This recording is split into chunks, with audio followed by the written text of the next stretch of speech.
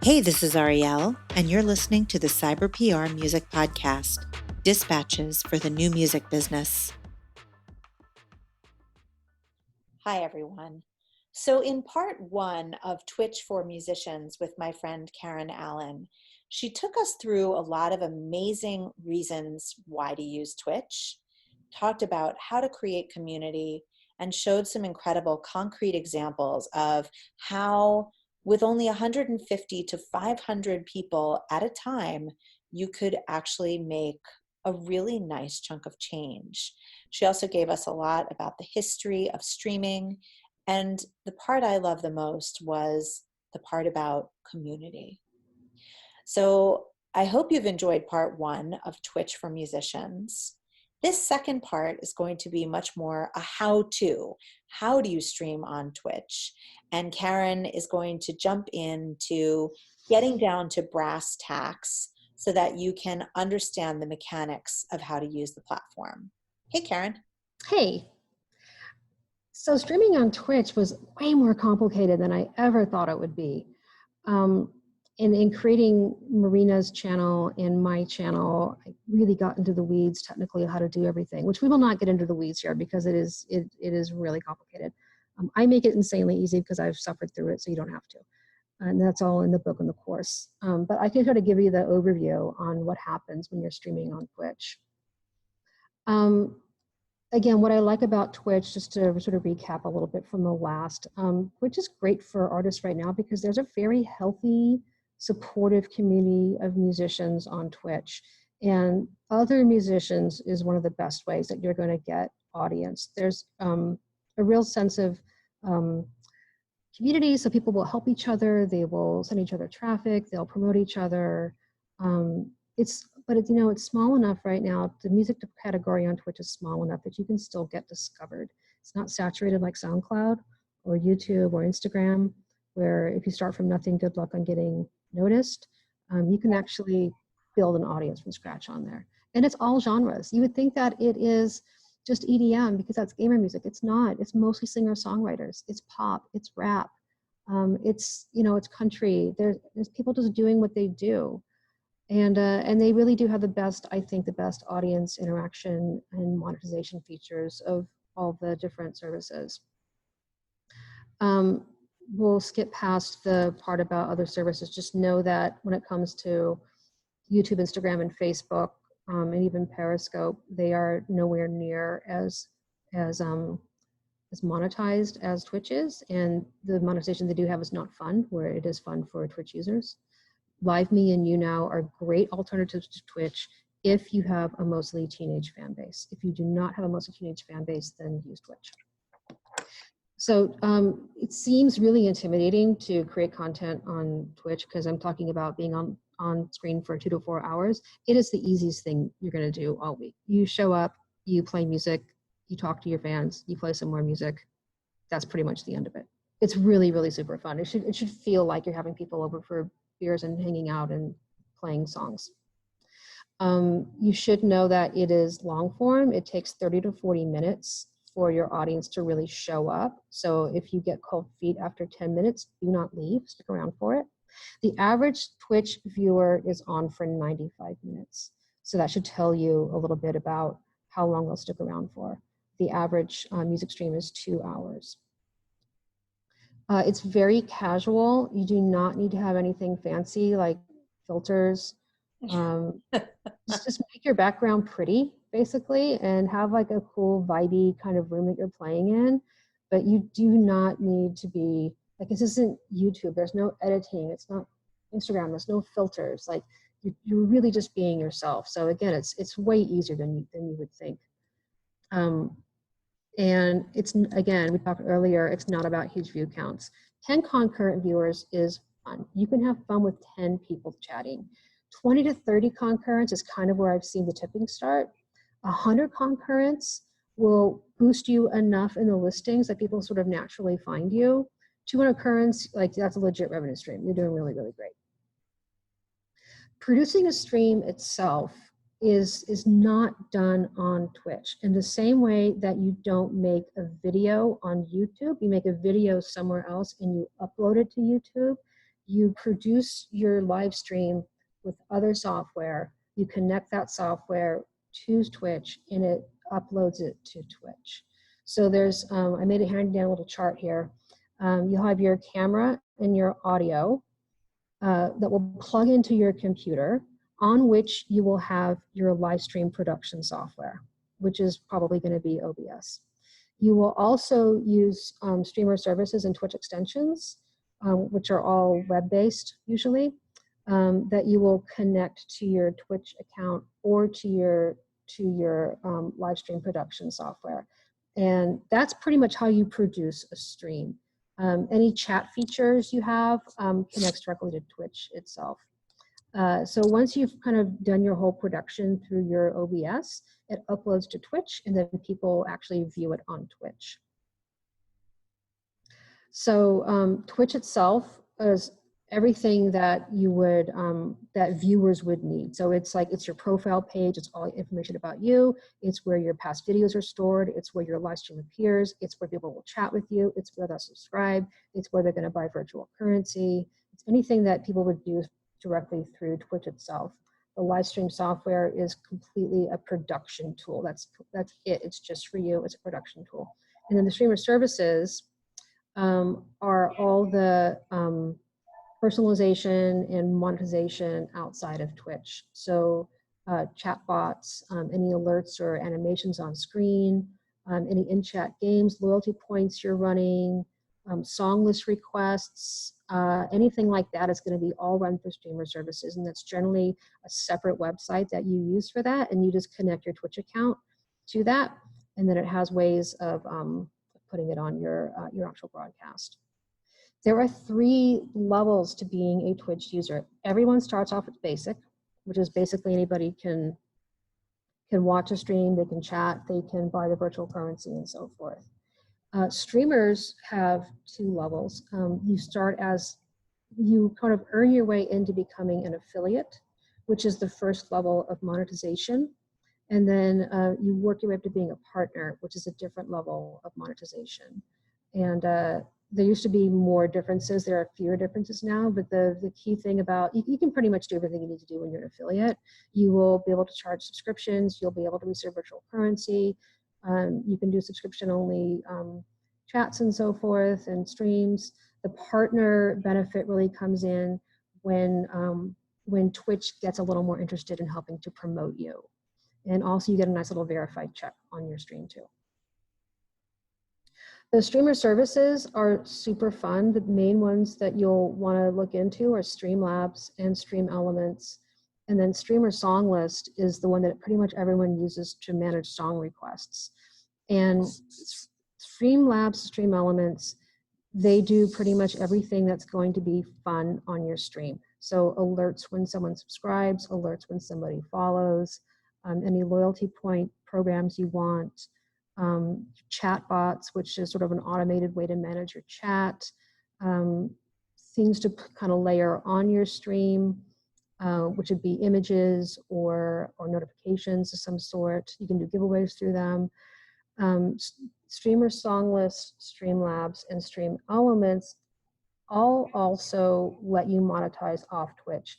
And the way they do that is any of the features that you want to monetize, you can connect that with your PayPal account or with their credit card authorization service. And they don't take any of that money on top of what PayPal or the credit card company already collects. Versus Twitch, which takes 50% of your subs and 30% of any virtual currency spent on you. So so Streamlabs, Stream Elements, Streamer Song List, that's a way to make money on day one.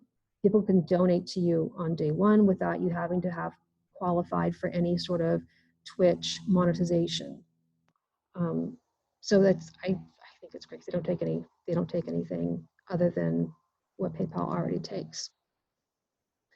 So the on Twitch monetization again is subscriptions. At some point it's ads as well. So they'll run ads and you can share on that ad money. And then it's people buying the virtual currency and spending it on cheer motes for you. Cheer motes are like little animated GIFs that pop on your screen. And the off Twitch is definitely the donations through streamer services, but off Twitch monetization is also things like your Patreon. It's also selling your merch. It's also selling anything you have on Bandcamp. There are a lot of streamers that even though they have subscriptions activated through Twitch, they still have a Patreon. And people still sign up for it because you can offer so much more with your Patreon. So if you have a Patreon and you're starting to stream, definitely put that on your profile page and definitely promote that. So in terms of how Twitch fits with everything else you're doing, I always tell people, don't get so involved in Twitch that it's all you do. You really have to think about that as a launch pad, more or less.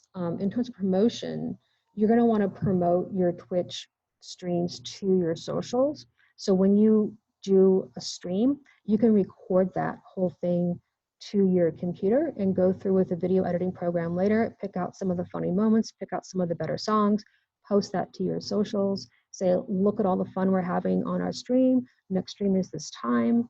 When you go live, do a little Instagram story saying, hey, I'm live right now. Here's the link, that sorts of thing. The only thing you really can't do is you can't take any of your social content and put it on Twitch. So if you had something, an Instagram story, there's really no way to put that onto Twitch, but you don't really need to anyway. But yeah, I mean, that kind of covers how Twitch operates technically and some things that you can do with it. Again, I always tell artists, use Twitch as a piece of the overall pie. We never know what's going to happen with these platforms. We all thought MySpace wasn't going anywhere, right? And look at that. It went poof. And everybody's audience went poof. We all thought Facebook was the end all be all. And then they started charging us for accessing our own audience, and we had to start finding other ways. So we don't know what's going to happen with Twitch, but it is really an incredible way to build audience and create engagement and find those forever fans. You need to make sure that they join your mailing list, that they follow you on Instagram, that they watch your YouTube, that they become, they do your pre-save campaigns on Spotify, that they go to your shows. Like, you have this amazingly activated fan base. You should be migrating them into everything that you're doing and using Twitch sort of as this is where we get together and have fun because we know each other and love each other and have a great time together. But there's a bunch of other things that I'm doing too, and make sure you see all that. Like, I've definitely seen some of the bigger Twitch creators do completely different content for their Instagram and different content for their YouTube and different content, even for their own websites and stuff. And it's fun. It's like you get a more well-rounded picture of what the artist is as a whole that way. Yeah, I mean, that's sort of the overview of how to use Twitch, where it fits with everything, and how you should be thinking of it as an artist who is building an overall career. So Twitch as a launch pad, I love this analogy. And I think if you listen to any of the things that I teach, and if you ever look at the Venn diagram for how we run our social media tune-up programs here, it's about all the different pieces and how they work together. And you can spend 2 hours just down the rabbit hole easily on Instagram. I know I have. And so it does feel like a tremendous time commitment, but I think in the end, this is a really phenomenal way of rooting out your super fans, like I said in part one, and, really communicating and bonding with them in a way that is totally unique. And it's really cool. Absolutely, yeah. I mean, the last thing I think I would like to leave artists with is you commit to the platform as much as you commit to your Instagram. Like, Ariel, you would never tell anybody just post once a week and expect to have a huge Instagram following. That's just not going to happen. It's the same way with Twitch. You don't just go live once every week or two and expect to grow. This is a platform where you've got to show up, and you got to show up consistently. And it pays off massively. But you have to go in knowing that, to really get, if you're really looking to build a big fan base and make decent money, you've really got to give as much as you're expecting to get. Amazing. So tell us a little bit about the course. How can they get it? And the book, how can they get that? So the book is out. It is on every book retailer you can imagine. So Amazon, Barnes & Noble, it's on iBooks, Kindle, pretty much everywhere. So just go to your favorite book retailer. It's ebook and also print. And the course is video tutorials of the book. It's also written handouts. I basically walk you through everything step by step. I walk you through everything step by step. In video form, I specifically show you how to do everything. I show you actually in the book too, but in the video, sometimes it's easier for people just to watch videos. But the course I like a lot because this is changing all the time. Like a week after I published the book, Streamer Song List did a massive user interface update. So the way it's gonna look that I showed you in the book is not the way it's gonna look when you go to Streamer Song List right now. And I can't just keep putting out new books every time something changes. But I can update the online course every time something changes, and I do that. There's also a really great Q&A section on each lesson in the course, so you can ask me anything. I'm there to answer all your questions. And I'll be doing some webinars too with the course. So I'll be bringing in some popular streamers, some streamers who just started streaming, who can kind of tell you what it's like just to start from nothing. I'll be bringing in people from Stream Elements, Streamer Song List, and Streamlabs, and all the tools you're going to be using, and even from Twitch Music. So you'll get a really good, well-rounded picture of what it means to be successful on Twitch, as well as technically how to actually use it. Amazing. I have set up a special page on my website. You can go to cyberprmusic.com/Twitch for musicians if you'd like to see links to the book, links to the course, find out a little bit more about exactly what's in the 12 units that Karen has put together. It's a super deep dive into how to use this.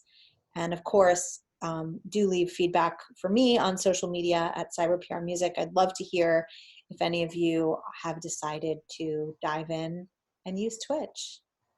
Thank you so much, Karen. This has been really cool and interesting to see how Twitch works, and it's exciting to see artists that are already using it to monetize, even though, as you said, we are in early days for musicians. So the time is ripe to get involved if Twitch feels like it will be the platform that works for you. If you're into consistency, not leaving your home, you're comfortable on camera, and you're really interested in rooting out your super fans and building community, I think it's a no-brainer. Absolutely, and even more so than making money on Twitch, I really think the fan building is the most important thing. This is how you get a career in music and not just a bunch of streams on Spotify. You create relationships with fans. Fans come back for more. They're part of your crowdfunding campaign. They go see you live. That is the, more than anything else on Twitch and live streaming in general, that is the big win and the big takeaway. And I talk a lot about how to do that in the course of the book. Thank you so much, Karen. I really appreciate your time. Thank you. It's been so much fun. I'm so pleased to do this with you. And where can people who are interested in finding you find you on social media? So for Twitch related stuff, the best is at Twitch for Music. I'm very active on Twitter with that. I talk a lot about things that are happening, and I can talk a lot about TwitchCon and some of the developments from that. I'm really active on Twitter, mostly to talk about news around live streaming. I'm on Instagram as well, that it's also at Twitch for Music. But I would say Twitter is probably better because I'm a little more talkative than I am on Instagram. And then for me personally, and I just talk a lot about the music industry in general, that's at Karen Allen on Twitter, ALLEN. Thank you so much, Karen. My pleasure. Thank you. This episode of the Cyber PR Music Podcast is brought to you by our dear friend Karen Allen, creator of Twitch for Musicians. In this online course, you will learn how to create meaningful relationships with fans and make money directly from your audience members, both new and old. Learn everything you need to know about live streaming on Twitch from the master herself, and get 30% off today by visiting the link in our show notes.